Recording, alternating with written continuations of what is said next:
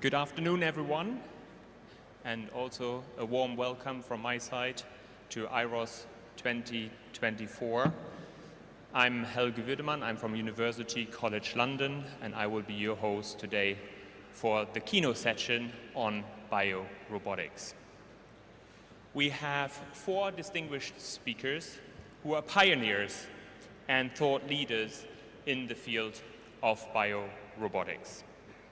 Their groundbreaking work has been featured and published in many top-tier journals in the field of robotics and beyond, earning widespread recognitions and prestigious awards for their achievements.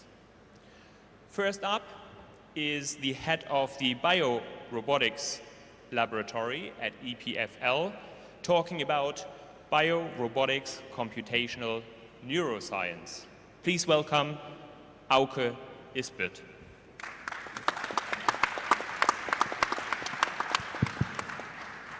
Great. Can you hear me properly? I like to move a bit, so if you don't mind, I will do it like this. So, first of all, thanks a lot to Cecilia and Jorge for inviting me to here today. I'm really honored to be here. And I'll try to show a bit how robotics can be useful to study animal locomotion. I love animals, and I think robots can be useful for studying animals. If you watch this movie here, you can see the beauty of animal locomotion. And this is really a superb control problem that they're solving, a very complex control problem.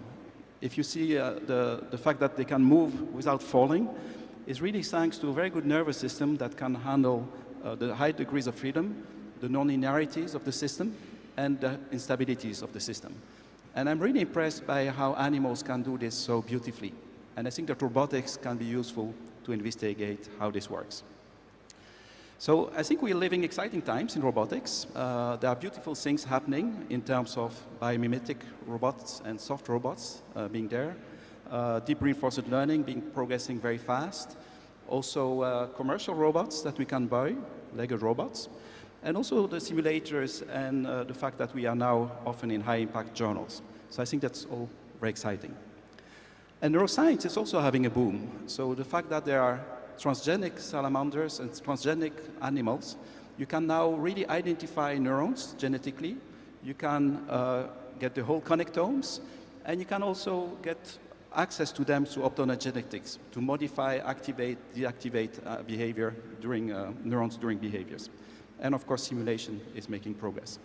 So I think there's really a beautiful interaction that can take place between robotics and neuroscience, addressing some key questions. So what are the big questions? First of all, I think we still need to work on understanding the principles of animal locomotion. How do the different components interact? Secondly, I'd like to explore how the control has adapted to multiple morphologies. So if you look at evolution, it's impressive all the modes of locomotion that we see. That's also an important question to address. And learning. How do animals learn, improve over time? How do they plan? Is also an open question. And when you think about it, it's impressive how good animals are, given that they use very slow computational elements. Neurons transmit information very slowly, 100 meters per second, orders of magnitude slower than control loops in a robot. And therefore, nature has invented a multi-layer control architecture, giving a lot of importance to the body dynamics. And then the spinal cord is super important. So the spinal cord in vertebrates has multiple reflexes, providing feedback loops. And these very interesting circuits called central pattern generators. These are networks in the spinal cord that can oscillate by themselves, and that are kind of feed-forward controllers at the level of the spinal cord themselves. And finally, you have higher levels of control, multi-layers on top of that, supraspinally in the brain, that use internal models to do also feedback and feed-forward control. And I think this is a very interesting control architecture when you have slow components. And I like this image of Jerry Lubb, which sees the spinal cord and the musculoskeletal system as a puppet on strings, where playing with a finite set of strings, you can modulate and generate complex behavior. And that's something I like to investigate. And one thing I find interesting as well is the fact that all these different animals have more or less exactly the same control architecture. Same reflexes, same central pattern generators, same descending modulations. And I find it really fascinating how the same neural architecture can be used to control so many different morphologies. And it looks like evolution has found a very good way to rapidly download the control in a new body to explore new modes of locomotion. And I think that's interesting. Now, this neural control architecture has changed still a bit during evolution. And we have the hypothesis with Monica Daly that lower vertebrates are more driven by the spinal cord circuits, and especially by the central pattern generators. And the more you go to unstable locomotion, the more descending modulation and feedback plays a role. And these are exactly questions which, as roboticists, we are used to address. So we can use robotics tool to investigate these control loops, make prediction, and test them using simulations and robots. So let me show you the salamander, which, as you probably know, is one of my favorite animals, because we have been studying it for quite a while with colleagues in biology to see how the spinal cord is organized to control the gaits of the salamander. So here what you see is a salamander robot that's completely driven by a model of the spinal cord of the salamander, especially of the central pattern generators. And I think what's interesting here is the beauty of locomotion with just two descending drive. Two strings to the puppet are sufficient to modulate speed, heading, and type of gait. And it's really the central pattern generator that's completely in charge of the high dimensionality that you need to send to the actuators. And interestingly, this is open loop. So this is really feed-forward control. The CPG doesn't receive feedback. It just receives input from the high-level control, which is like a remote control. Obviously, there's feedback in the system, even in lower vertebrates, lots of feedback. And another question we had is to see the importance of feedback. And here we went to study the eel, which is a very impressive animal. It's super robust. The fact that you can do one transection or even two in the spinal cord and still have intact locomotion. So if you have half an hour after these transections, the eel will swim as if nothing had happened. While in most animals, this would be really dramatic. You'll be tetraplegic or paraplegic. So it looks like the animal has an intrinsic robustness which is quite incredible. And there must be some mechanism below the transections to allow to keep the rhythms active and synchronized. So here again, to study this, it's interesting to make models. And here is what we did. We tried to model all the components, the oscillators, the coupling, the feedback. And we focused a lot on feedback from tactile sensing. So we equipped the robot with very primitive skins, with little load cells. And we're interested in seeing how that feedback affects the local oscillators, because we know that fish have exactly that type of feedback. And then, scientifically, what's interesting is we know that the animal has a complete circuit, as you see here on the top, all right? But we can systematically investigate if you activate or deactivate some component, what happens. And possibly, the most interesting result of that paper was when we were removing all coupling in the system, like an extreme example of transections in the spinal cord. And this is what happens. So imagine you have the local oscillators here. They have no idea what their neighbors are doing. They only feel the water, and that local feedback loop is sufficient to generate beautiful emergent gaits that are stable and that are very close to the optimal speed you can do at that frequency. And that's quite striking. I think I was impressed by that. I was not expecting as good swimming. And this is probably why the eel is so robust. The feedback, the very local feedback, is sufficient to stabilize completely the locomotion. Now, adding the coupling makes it better. So if you have the coupling, you have much faster acceleration, no short transients, and you are much more robust against other perturbations. So it's still good to combine feed-forward and feedback control.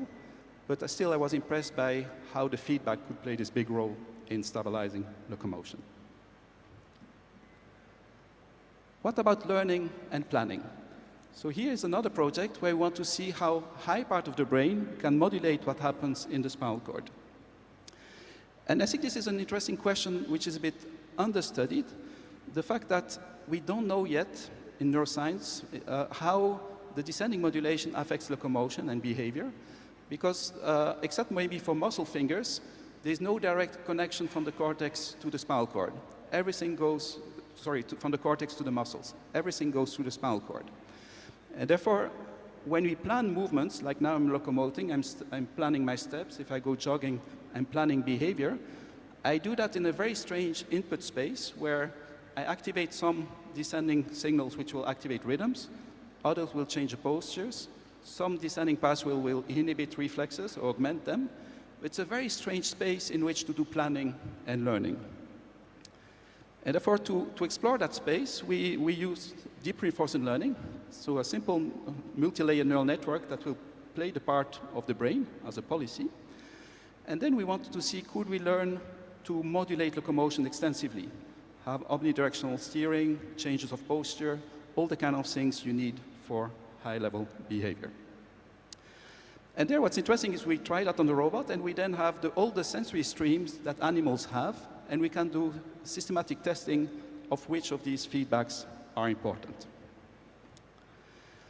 And from a deep reinforcement learning point of view, what's very interesting is we only needed 3 terms in the reward function. Normally, you have like 20 terms in a complex reward. Here, just 3 terms were sufficient to generate complex behavior with nice omnidirectional steering, as you can see here.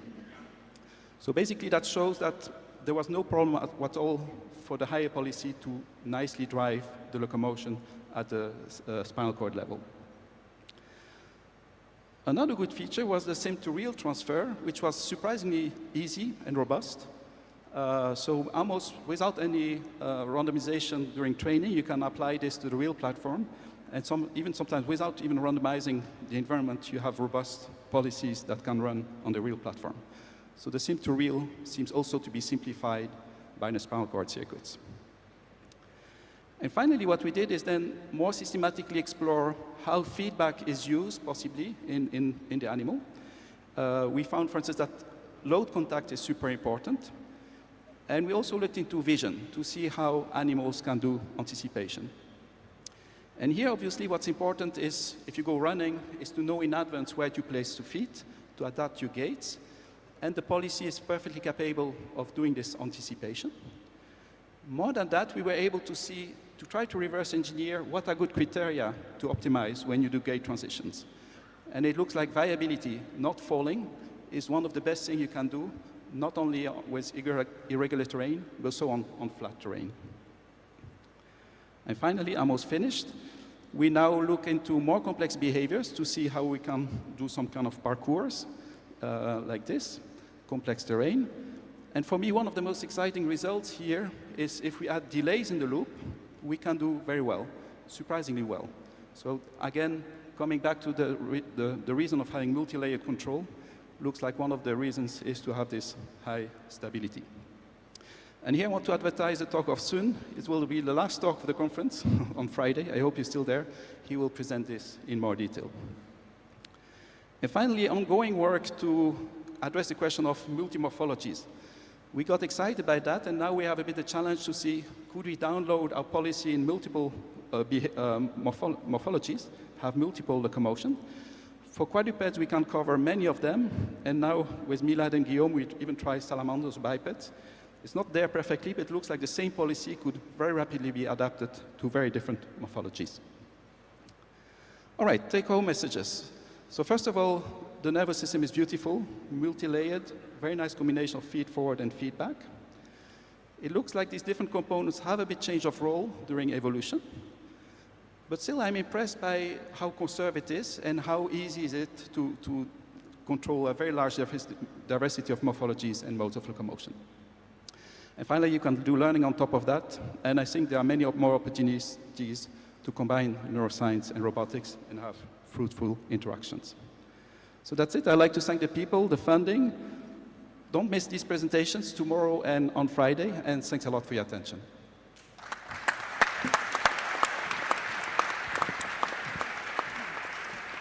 Thank you very much, Auke, for sharing this very exciting intersection between neuroscience and robotics.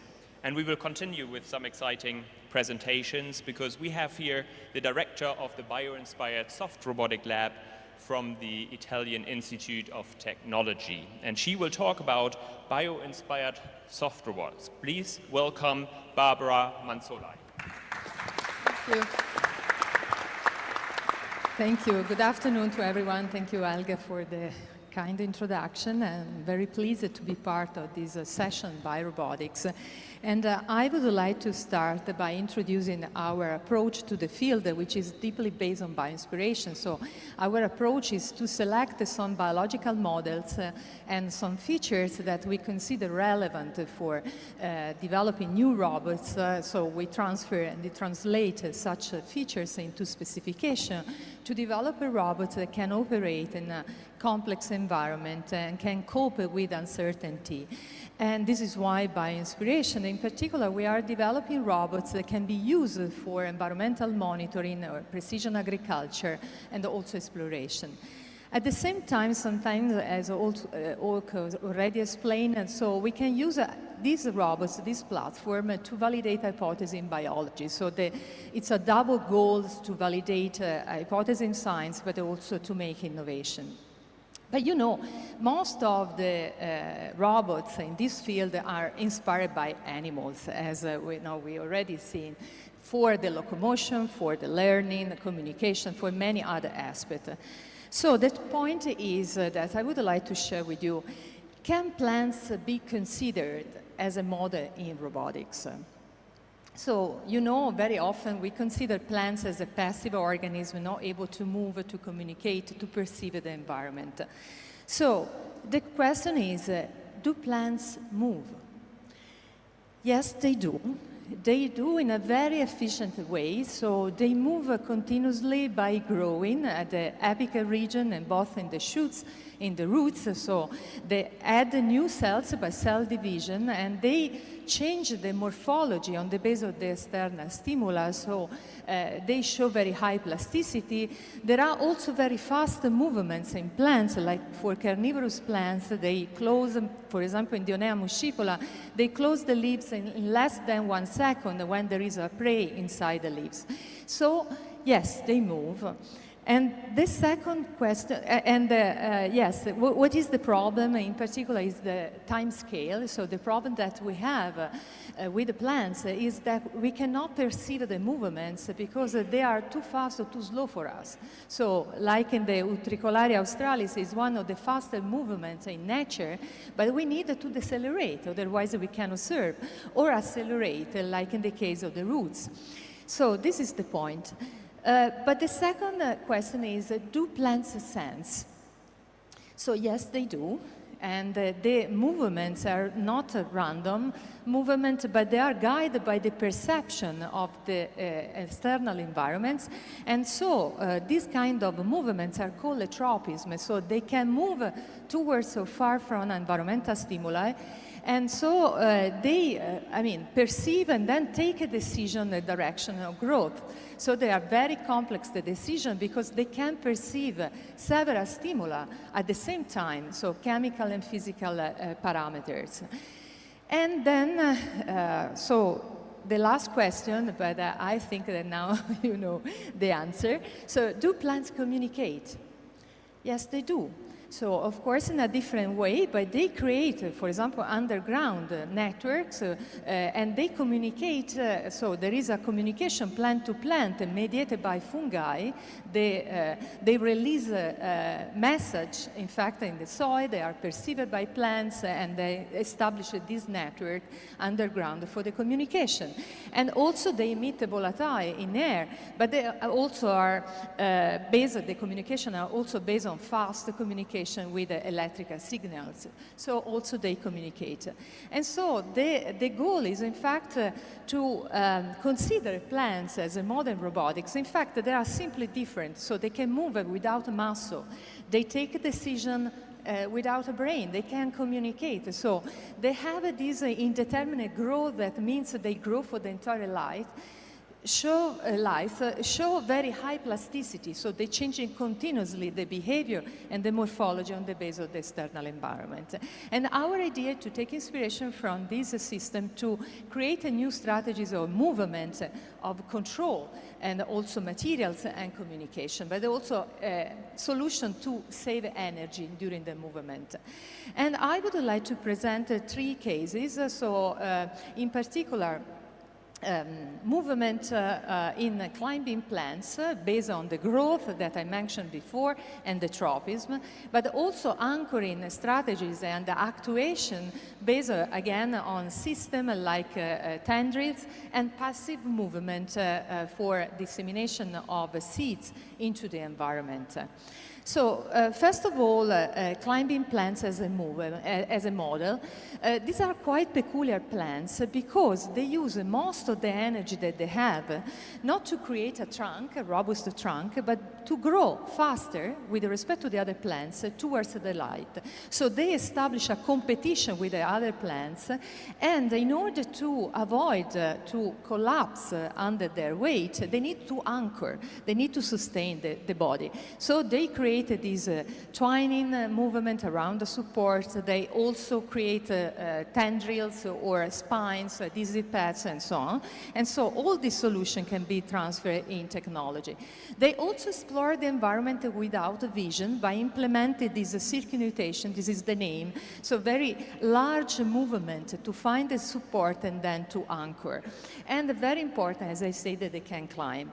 So our idea is to transfer this concept of growing in robotics by developing a 3D printed machine inside the head of the robot. It's a miniaturized 3D printed machine. So the mechanism is very similar to the additive manufacturing approach. So there is a motor in the head of the robot that pulls a filament from you see a spool, a thermoplastic material. The material enters inside the head of the robot where there is a resistor, so increases the temperature. The material becomes sticky and the new layer can adhere to the previous one. So the robot is able to create its own body layer by layer. So we don't know a priori the morphology of the robot because it really depends on the external environment and the external parameter perceived by the robot. In the head there are sensors for different parameters, and there is an algorithm based on the tropism behavior integrated in a microcontroller also in the head. So the robot can grow, but very interesting, can also bend like a real plant by a differential growing. So we can control the deposition of the material by tuning the speed of the motor. And so we can have different, same layers, for example, in the recent control strategy, but different age of the layers by stretching the material, so by play with the velocity of the motor. Also very interesting, we can implement this twining behavior to climb around the support, and then depending on the sensor integrating the tip, the robot can be used for exploration, for example, environmental monitoring. What we know from literature, from biology, is that climbing plants need to perceive gravity in order to implement such a twining behavior. In fact, in mutants, without the gravity cells, they are no more able to climb or to move upward. So we implement the gravity perception also in our robot with a 3-axis accelerometer in the head again. And by controlling the angle generated by the projection, the gravity vector on the XY plane, and the direction of the material deposition, we can sect the behavior. In particular, in order to have this twining around the support, we need an angle of 90 degrees. But then we can play with 0, 90 or 90, 180 degree to have a bending or different radius for the movement. Not only the movement, what is also interest in taking inspiration from the plants is implementing a different kind of behavior based on, again, on the perception. Of course, the plants, climbing plants also perceive light, different wavelength, and our idea is to imitate the behavior, especially of the young climbing plants when they are in the forest, because they cannot perceive directly the light, so they perceive a shade. And so there is another tropism called scototropism, but they also perceive the presence of a plant in the surrounding by the perception of the ratio between red and infrared. So they move towards the plant, then they climb, and when they perceive a light, they switch to phototropism. And this is exactly the behavior that we have implemented in this recent version of the robot. Also, we can give a higher priority to the robot to follow the shade. And so this is very convenient, especially in a structural environment when the robot cannot perceive a light or other stimuli, so can move to this direction, then switch to another feedback, another stimulus if necessary.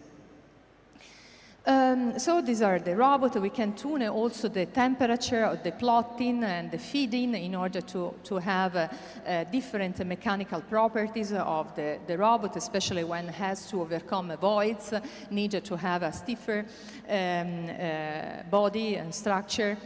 But as I mentioned, they can also create tendrils to anchor. This is another strategy. And what I would like to mention for plants is that they don't have a muscle.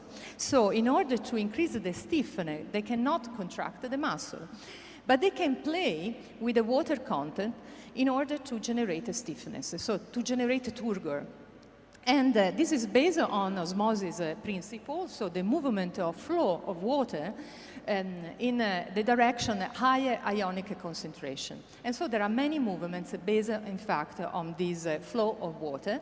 And we also develop a tendril-like soft robot in which we have a completely soft body with an osmotic membrane, soft electrodes, and ions in the liquid. So when we apply a very low voltage to the electrodes, there is an ion absorption with a consequent movement of water in the direction higher ionic concentration. And this generates a turgor, so increases the stiffness of the arm. Instead, when we remove the voltage, of course, we have the opposite movement. And so this movement is reversible and doesn't work. Okay, it worked. So there is this coiling and uncoiling mechanism of the tendril, so it's reversible, and we can play, in fact, with the water content in order to have a stiffness inside the soft body, also without, in fact, a muscle. And finally, I would like to mention this kind of movements in plants because they are quite peculiar. They are called, try again. They are, so they are called passive movement because there are, I try again because it's important to show. Okay, it worked. So this kind of movement are called passive because there is no metabolism in these structures. So these are fluids that transport the seeds into the environment.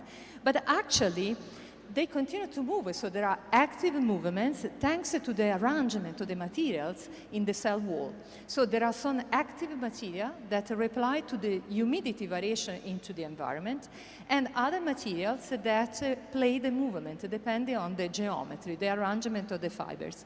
And our idea is to take inspiration from these structures, from this movement without metabolism, to generate soft robots, completely biodegradable, covered with nanoparticles, also biodegradable, sensitive to different parameters into the environment, temperature, humidity, CO2, mercury, for example, that is a pollutant, When these nanoparticles are excited by laser beams on board the drones, they emit a fluorescence, and the fluorescence is read by LiDAR techniques on board the drone.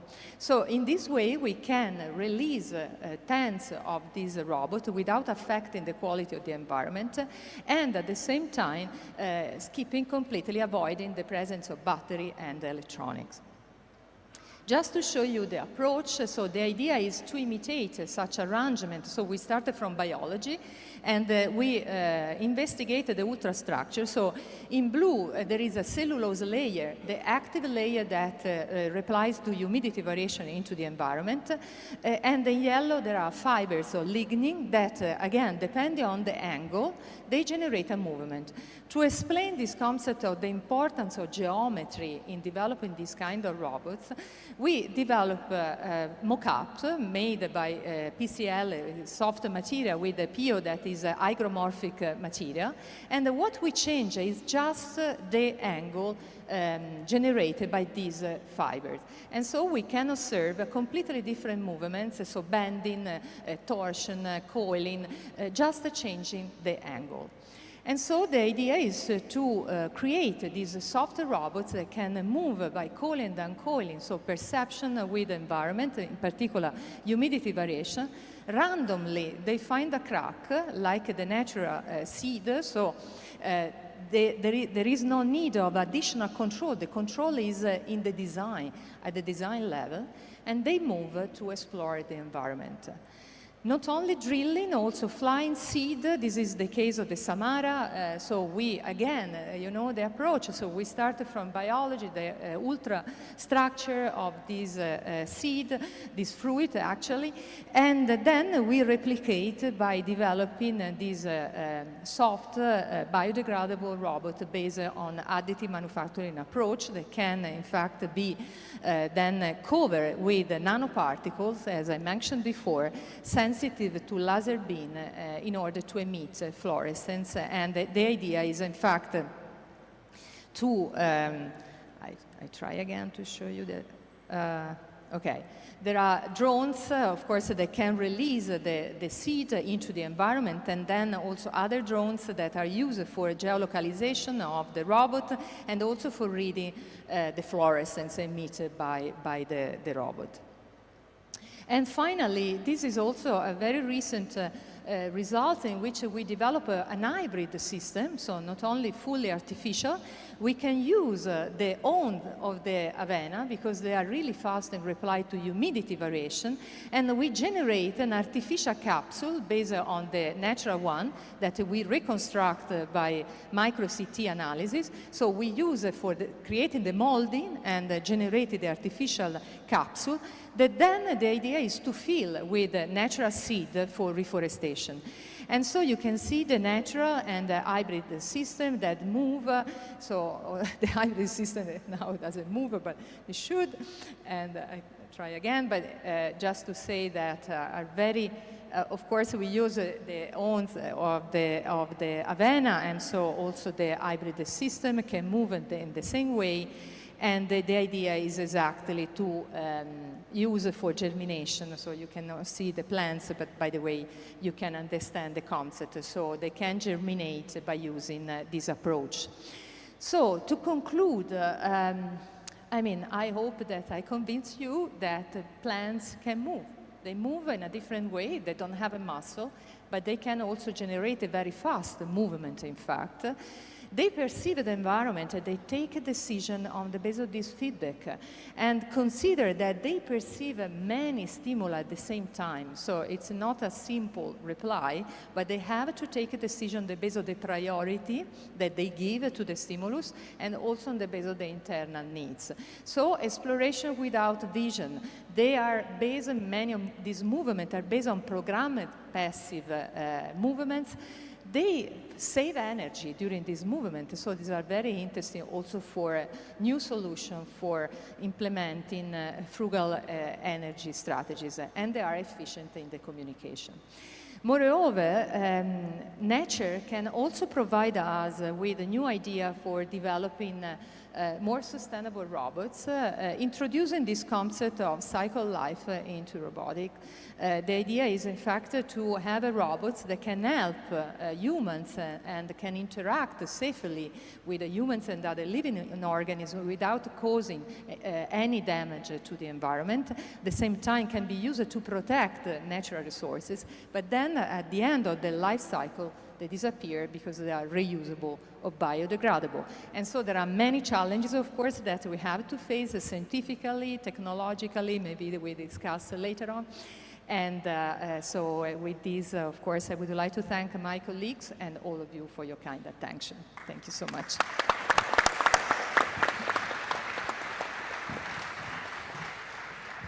Thank you very much, Barbara, for showing us this amazing work where you engineer robotic solution to capture the capability of plants that have sensing capabilities, that have growing capabilities, and even communication capabilities. So thank you very much for this, and we will continue with translating nature. The next talk will be about bio-inspired solutions for robotic surgery, and this is presented by the director of the Center for Advanced Robotics at Queen Mary, which is at the Queen Mary University of London, and the speaker is Professor Kaspar Althoefer.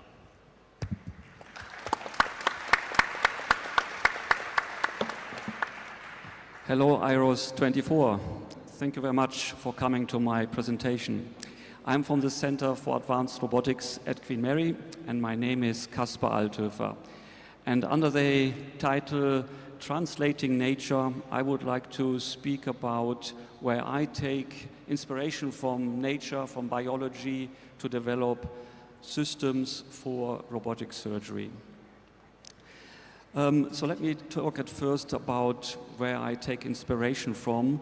First of all, I look at the octopus. I think it's an amazing animal. Looking at the tentacles, looking at the whole body, there is no bone inside, so just muscles and soft tissue. And still, this animal is capable of moving around, applying high forces to the environment, capable of changing the stiffness in the various arms, in the 8 arms of the octopus. But I also take inspiration from another area, and here I'm showing a snail, and in particular I'm interested in the way the eyes are moving out of the snail head, and effectively the inspiration, or what I'm interested there in, is the idea of something that is growing from the tip, a tip growing example in nature. But also in the same kind of way, I look at plants, again something that is growing from the tip. And Barbara already talked quite a lot of plants, so I have a more simplified view here. So I would like to see how we can take this inspiration to create now medical tools. And before I go there, just a quick recap of what is currently happening in the area of robot-assisted surgery. And here is an overview. The field is very quickly changing.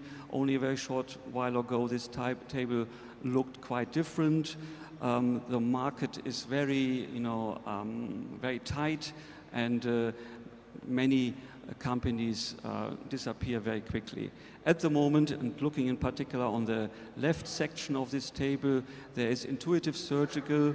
They have been around for 25 years, and their Da Vinci robot is definitely a market leader. I would also highlight in this context Medtronic, who have brought Hugo onto the market, and there's CMR with another system that is being used for minimally invasive surgery. So just a few views of these systems. So here's Intuitive Surgical with their Da Vinci system, and as you can see, these are maybe not so much inspired or robots so much inspired by biology, so rigid component robots that have very rigid, slender tools that are then being used for operation through a teleoperation console as shown here. And also Medtronic brought to the market Hugo very recently. And again, we see a very similar picture there. So that is what companies currently developing and trying to bring onto the market or have already in clinical use. One more example is UK-based CMR, who are also coming with a new system there. But again, it is really the same approach that has been taken here.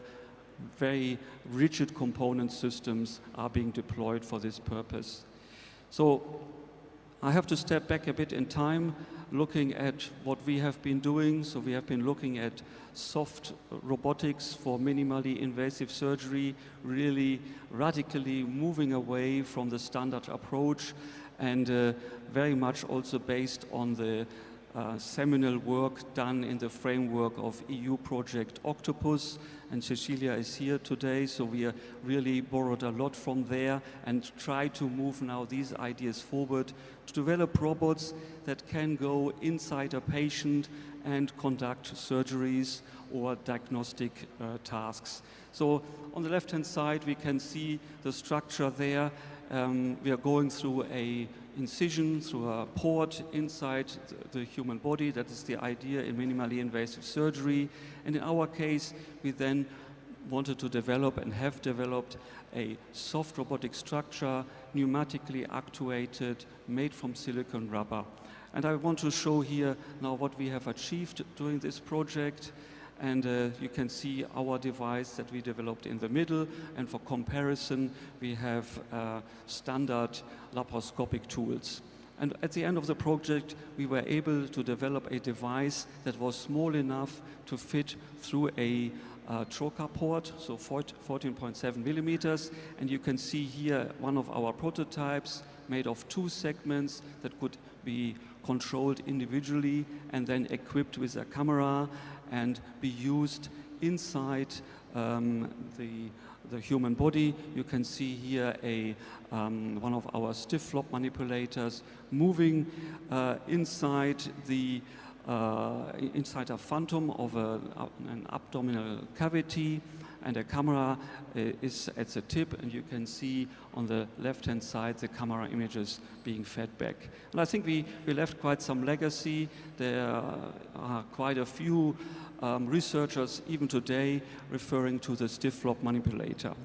And within our project we were also able to go inside a human. It was a cadaver study, and that was under the auspices of colorectal surgeons Alberto Arezzo and Joachim Minsk, and we could show that our system could move in a very dexterous way inside the abdominal cavity and bring back images from there in a way that hasn't been done beforehand. And I would say we were first there in a human cadaver, using a soft robot with the purpose of carrying out a minimally invasive task.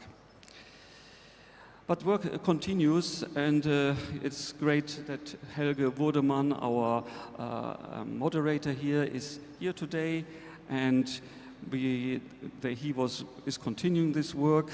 Yeah, let's see whether we can go back and get this video started. So now, as we saw in earlier images, the structure was reduced from 14.7 millimeters in earlier videos, now to 9.5 millimeters and even 7.5 millimeters. So there is lots of scope now to use this kind of approach in minimally invasive surgery. And also, the project, the work we are doing, is now the foundation for another project that has recently started, EU project Palpable, where we now again develop a soft structure. The soft structure is at the tip of our shaft. So here we have a stiff flop-like manipulator with a tactile sensing tool at the tip, and the idea is to give the surgeons a tool to palpate tissue and to diagnose where cancer is within a soft tissue organ. But we also looked into structures that really mimicked the stiffness controllability in an animal, the octopus, and we developed these tentacles. They were made of fabric and could be inflated. Using then tendons, we could move the structure in different directions, and this is an inherently antagonistic approach because the air is pushing in one direction, and with the tendons we can pull in the other directions, and in this way navigate and control the stiffness at the same time. We also learned that these structures are very good at growing. So as you have seen, the structure can grow from a very small volume into the space that we want to explore. And then we can use the tendons and control the pressure to achieve very natural, very lifelike motion, as you probably can appreciate in this video. And once the task is done, we can then deflate the structure and move it out of there.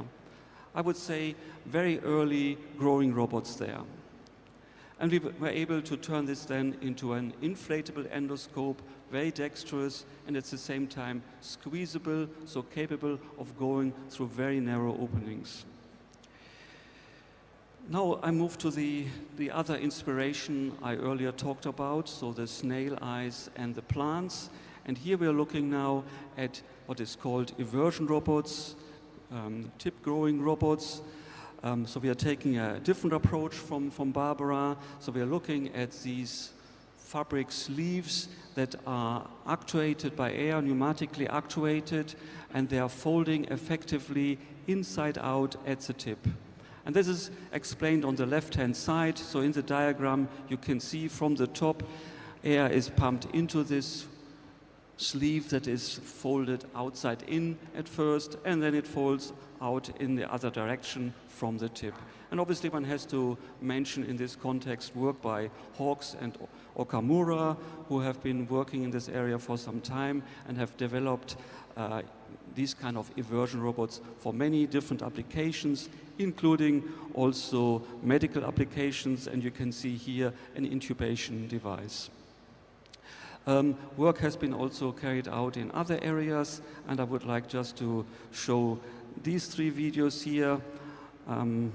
The one on the left is unfortunately not running, so we have here work by Valdastri looking at magnetizing an eversion robot and then move it around using the magnet. So we have elongation and movement in different directions.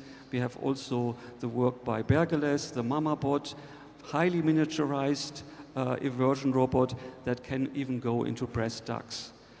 Work by Rio at the bottom. Here we look at the problem of moving the eversion robot back again. It's quite a challenge, but he has made quite some advancement there and found a solution to allow elongation and retraction. But many challenges are ahead, because this is now a tip-growing structure, and the question, one of the main questions is, how can you now attach something to it? How can you attach something that is always moving at the tip, and there's no real tip, because the tip is moving all the time? So we are proposing what we call the soft cap that allows us to integrate now sensors like a vision sensor, as you can see here, and also in this video you can see it in action. So one of our larger robots with this cap at the tip is capable now of moving forward, transporting sensors, and at the same time still can squeeze through very narrow openings.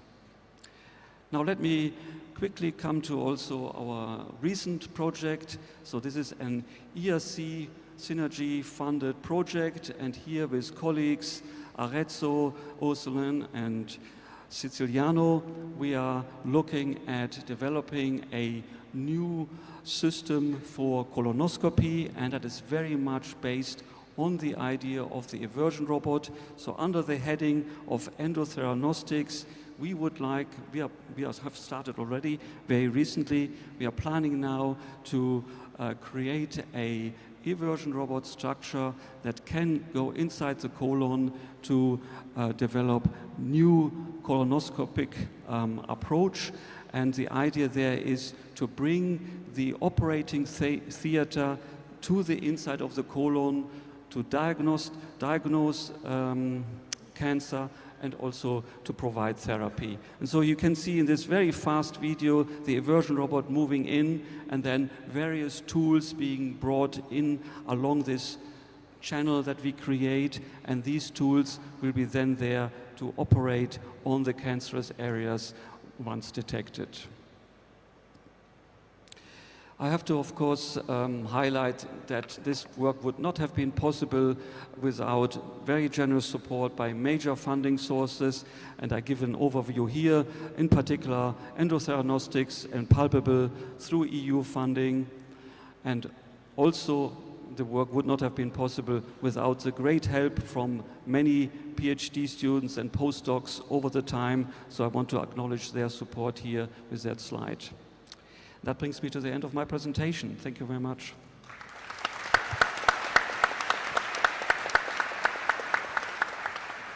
Thank you very much, Kaspar. It's always fascinating to see these new technologies emerging from the lab and finding their way towards applications in the medical field.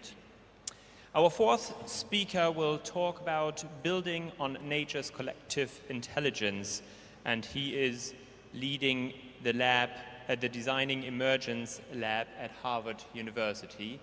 Welcome, Justin Werfel.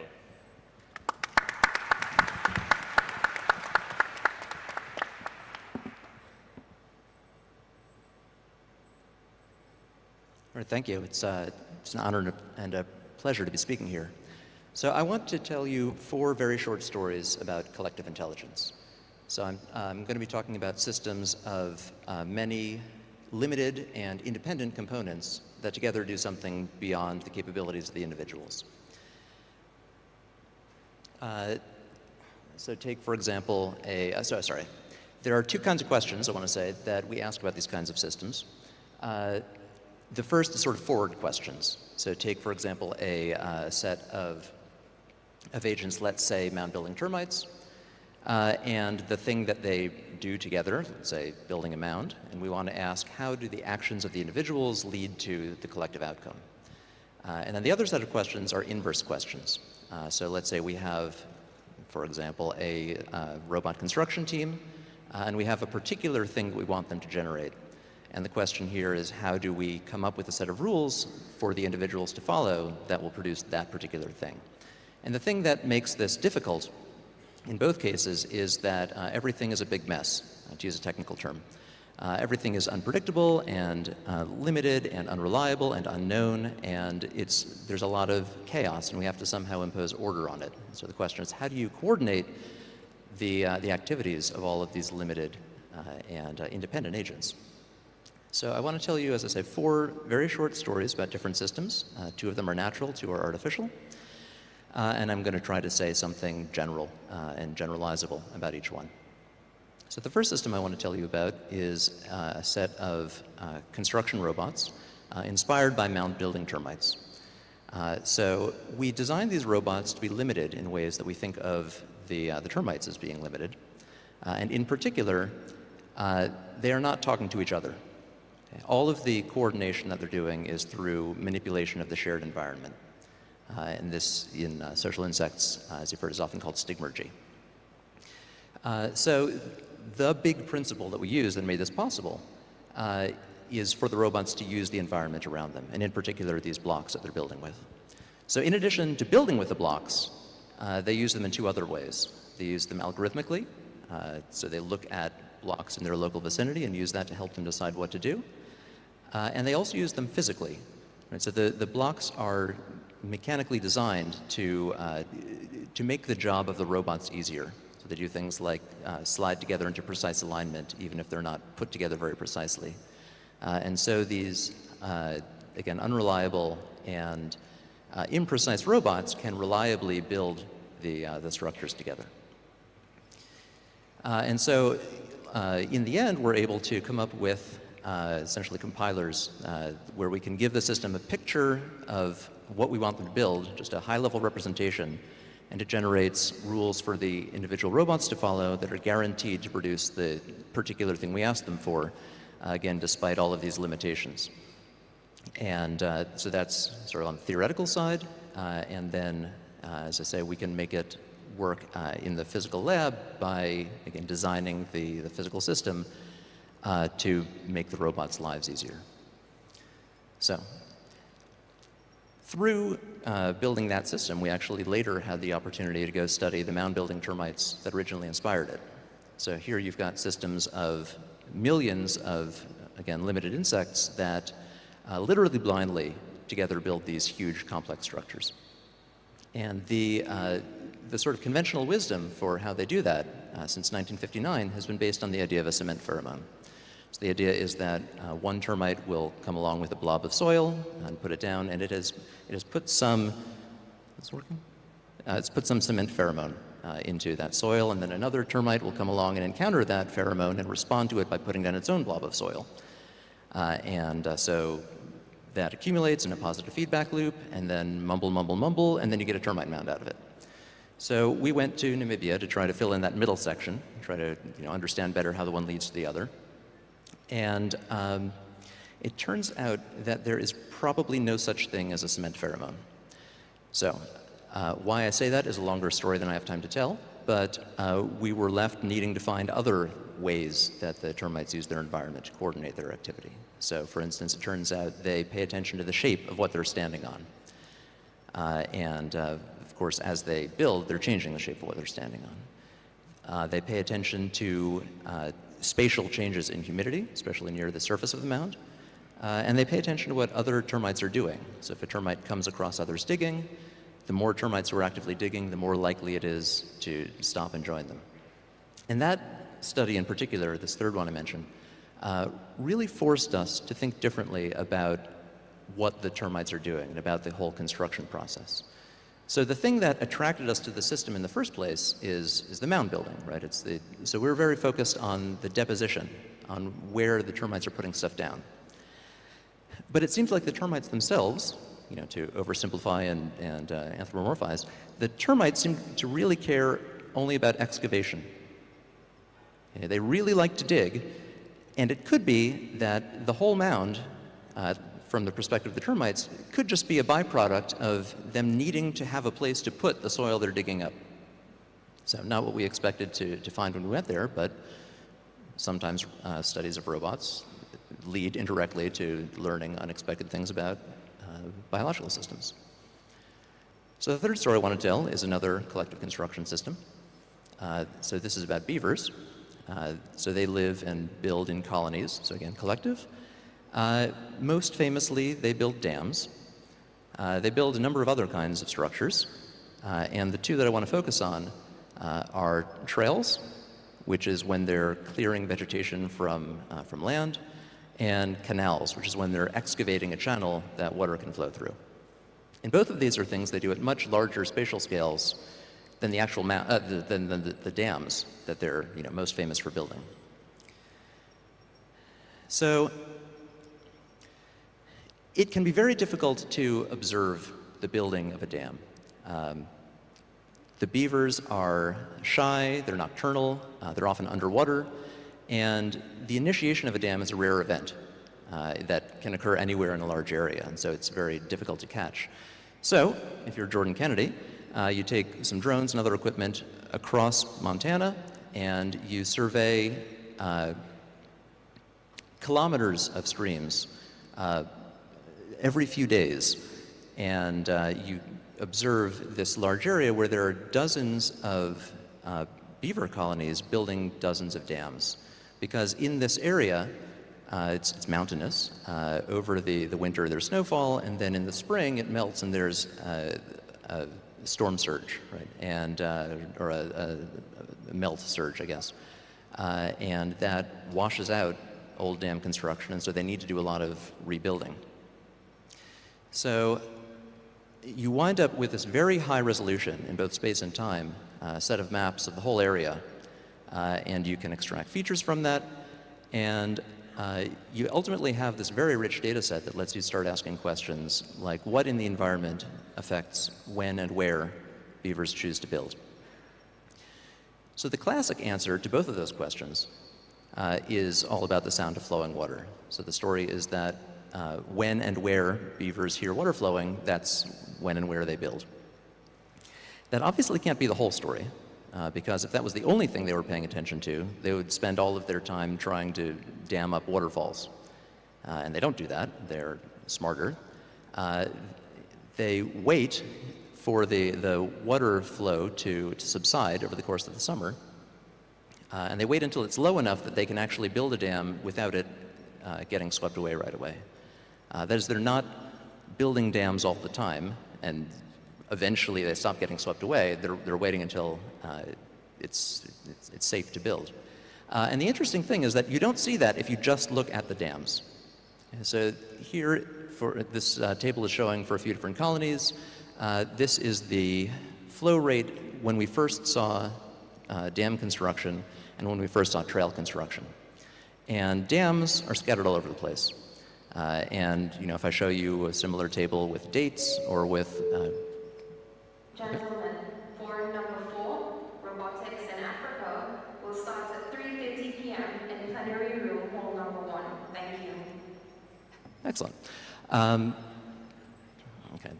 Everything, whatever you look at, things are scattered with no clear patterns across colonies, except trail building always starts within a fairly narrow range of flow rates. So trail building precedes dam building. We think it enables dam building. This is where they're getting the material to build the dams with. And so the beavers are waiting until the conditions support it to start preparing for building the dams. And again, I think the important thing here is that you have to look at the bigger picture beyond the dams in order to see this. As for canals are something that colonies work on across a time scale, across generations. And active canals get excavated further, inactive ones silt up, and the whole thing winds up looking, I think, very much like an ant foraging network. So you have stigmergy happening on this very large spatial and temporal scale. Gentlemen, for number 4, Robotics in Africa, will start at 3:50 p.m. in plenary room hall number 1. Thank you. And this is the first time I'm aware of seeing this kind of stigmergy then in a non-human mammal. And the canals are essentially telling the beavers where to build.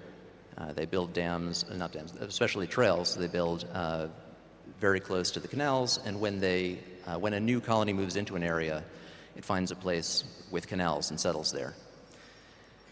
Okay, last story I want to tell you is about cooperative manipulation. So you've got a bunch of robots moving a large thing together. And I feel like most work in this area falls at one end or the other of a spectrum. So at one end you've got studies of things like natural systems that tend to be very phenomenological.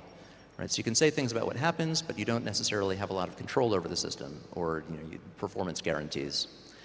And at the other end, most studies, I think, take this approach of sort of heavy use of robotics formalism. And then you can do very powerful things, but the cost is that you need a lot of information. So you typically need to know things like the mass distribution of the thing they're moving. You need to know the number and locations of the robots. The robots need to be in close communication with each other all the time. And I think there's a worthwhile space in the middle for kind of ad hoc tasks. Like the need may come up for you to move something heavy. And if you need to move some furniture, you call your friends. And you just want to pick up and go, right? Or you call your robots. You don't want to have to spend a lot of time figuring out the parameters of the table and telling everybody where to stand and planning the whole thing. You just want to go. And so to start designing a controller for that, we looked to ourselves. So this is a thing that we do. So what do we do? So if you imagine yourself helping friends move a big table, you're paying attention to the way the table moves. Right, you're feeling that force on this shared object, and so again, you're coordinating implicitly through the environment. And you're feeling the way it moves also to decide whether a force, like based on its length, is intended as a signal by the leader for the object to move in a different way, or whether it's a transient perturbation that ought to be rejected. And if the table moves suddenly in an unexpected way, you stiffen up, right? You want to make sure that it's stable, and then once you're sure of that, you can start to relax and let it move again. So that was the starting place for the controller that we designed for this. And then you can do formalism to it and do things like proof stability. But the point here is that bioinspiration, like the traditional strength of it, is it provides a proof of principle. And so that is often a good place to start when trying to design a system. So, 4 short stories. These are maybe the morals of the stories. And I want to close then by thanking all the people who made all this happen. I've color-coded them according to project. And I am looking forward very much to this discussion.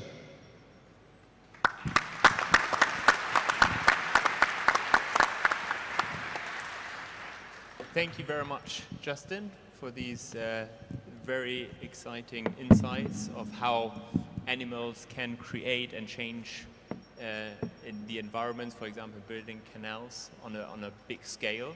I think that will feed nicely into our session now, and now we have time to debate some of the aspects of biorobotics, and also if you like to think about questions to the panel, we will probably have time to take a couple as well. I like to start really with Barbara. You mentioned sustainability. And the theme for this year's IROS is the next generation of sustainable robotics. So some of you might have heard the breaking news: Google turns to nuclear to power AI data centers to really cut emissions for their extremely energy-consuming data centers. So you were talking about energy efficiency. Sustainability covers more than that, I believe.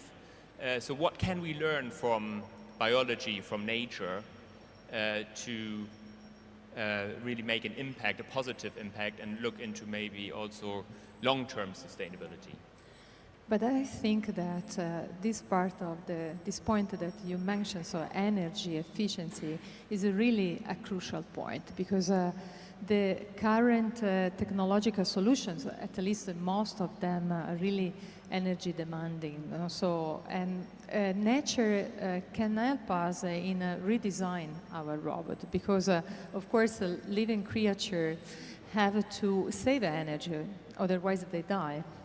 And so, based on this simple, effective principle, we can really rethink how we can design our robot.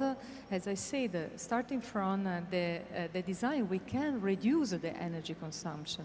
So then, of course, you can supply energy for many of the tasks that the robots have to perform. But if we reduce from the scratch, when we design our robot, we can first of all improve on the sustainability, because we can reduce the energy needed for the robot. So this is the first point. The second point, we need to reduce also what is called e-waste, so electronic waste, because we produce a lot of technology, but then if they are not reusable or biodegradable, of course we affect the quality of our planet. So it's very important from my point of view, in terms of materials, in terms of electronics, of course the energy that we supply to our robot. So there are groups, other communities that are working on biodegradable electronics, a new form of batteries. So we need also to cooperate and collaborate with these other experts in the field in order to improve the performance of our robot.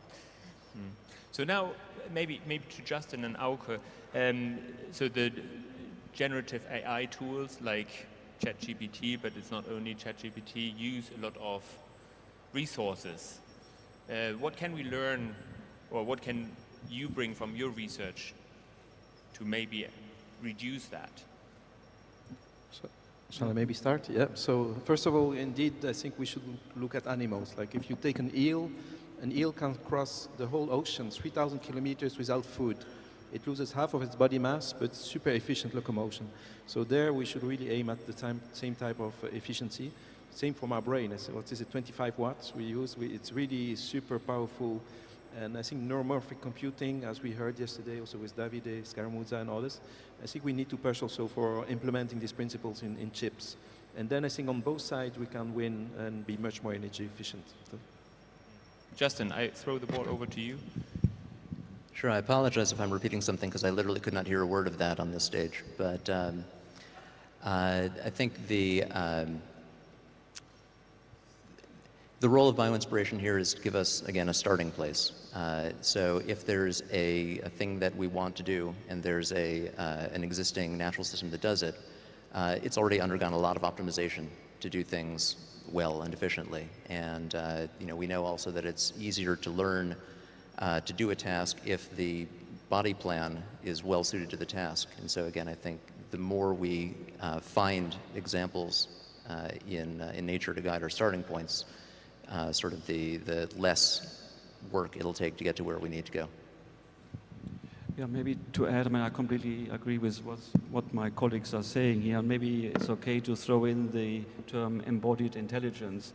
And I think that is something that we see also very much happening in biorobotics. We take inspiration from the environment, from nature, and they have shown, these animals have shown that they are very well adapted to the environment. So a certain type of body intelligence is already there.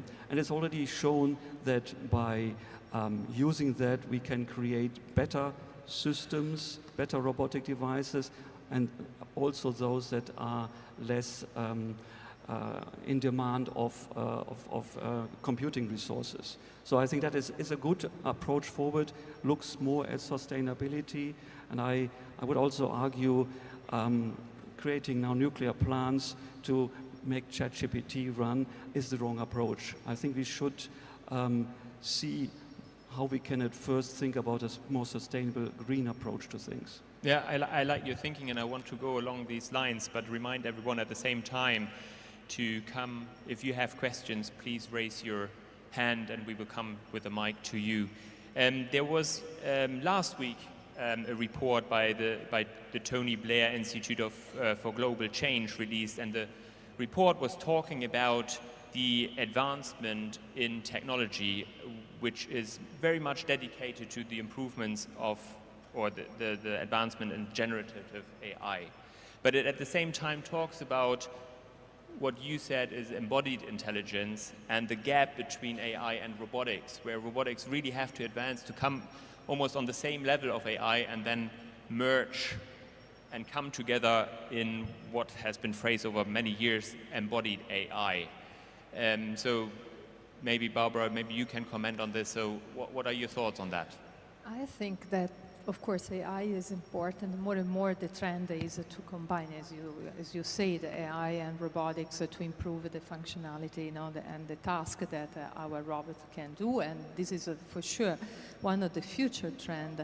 But I think that we need to think again to how we can implement more intelligence in the morphology, because it's a part of the task. So part of the control is demanded to the morphology and how the system, both natural and artificial, interact with the environment. So this is part of the intelligence, in addition to the control, in addition to the AI. So we need first to optimize, from my point of view, this part before including AI. Also, AI is important for many tasks, but not for all.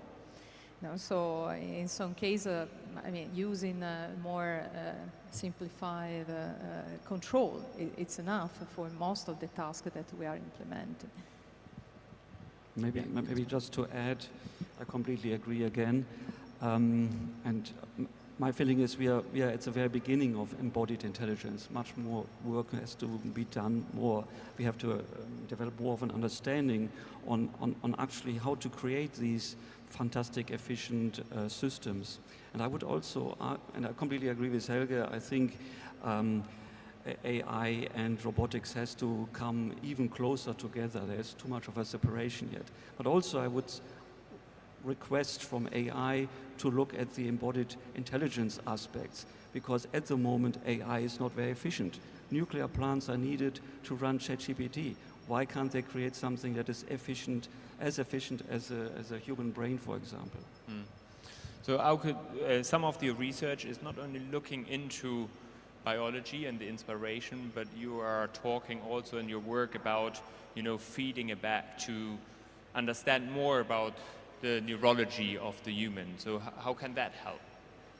Yeah, I think here, I think robotics has a really a big role to play. I think we know how to put things together. We know how to analyze systems that have multiple components, and that's really key to help neuroscientists to understand the interaction between all these components that are highly nonlinear and everything. So I think there's an enormous opportunity to do science with robotics, and here we should just do it properly. And maybe there's a message for young people in the room. Is if you write a paper in biorobotics, either you should make it as an engineering paper, where you should have a benchmark and estimate performance and hopefully have a better performance than other approaches. So that would be a super good biorobotics engineering paper. If you go for science, the good news is you don't aim at performance, you just aim at having good hypotheses, scientific approaches, experimentally iterate, and it's a completely different way of writing a paper. And it's good to know which one you write, because if you're in the middle, I call that the valley of death. You don't contribute to science, you don't contribute to engineering, so don't be there. But there's really an opportunity to do science with robotics, and we see it with many high-impact papers coming out in Nature and Science with robotics as a tool. Yeah, thank you also for mentioning this. I think this is a very important point, especially for the upcoming researchers. So now, all of you have done fundamental research and fantastic and mind-blowing fundamental research, learning from nature. And you presented applications, potential applications. I feel like there are quite some hurdles that we need to overcome, some challenges, especially in the medical field, to really drive now engineered solution for applications. Justin, may I ask you maybe to comment on this? Where are the big hurdles to now take the engineered solution of our inspirations to then translate them? I think some of the biggest hurdles are in things that are meant to work in the natural world. Like a lot of what we care about, I guess, is systems that are designed to work in human-designed environments. And those are very controlled, and we can put boundaries on what the robots are going to encounter. But I think if we want to do things in the natural world, and I think we all do, that is much harder to deal with. Things are much messier and less predictable. And when we look into robotic hardware, are we actually there? Do we have the dexterity in the hardware that we need to deliver real bio-inspired solutions? I mean, that's a very good point. I mean, I think we are far away from what animals can do. I use the octopus as an example. Fantastic dexterity, can control the stiffness, and even though there are no bones inside. So I would argue, first of all, we are very far away. Human hand, another good example, very far away from that. But also, we should maybe not necessarily try to translate everything we see in nature into an engineering solution. I believe we should take inspiration and then see how we can, come close to that performance, possibly with a solution that is slightly moving away from what us inspired in the first place. Barbara, do you have something to add there? Yes, I agree. I think that, of course, it's a simplification, it's not a copy, but we need to implement the principles. So in order to really have robots that can operate in unstructured environments, because we can really open completely new scenarios of use if we are able to implement this capability to cope with uncertainty in our robot. Because also moving inside a body, it's an issue because you don't know how to sometimes not to move or to explore some part of the body, and even in other environments. So we can open new scenarios, new markets in the future, but we need to implement the basic principles of the system that we imitate. Yeah. So that leads us a little bit to look ahead, maybe 10, 15 years ahead. The term biorobotics, bioinspiration has increasingly occurred in publications, in Google search engines.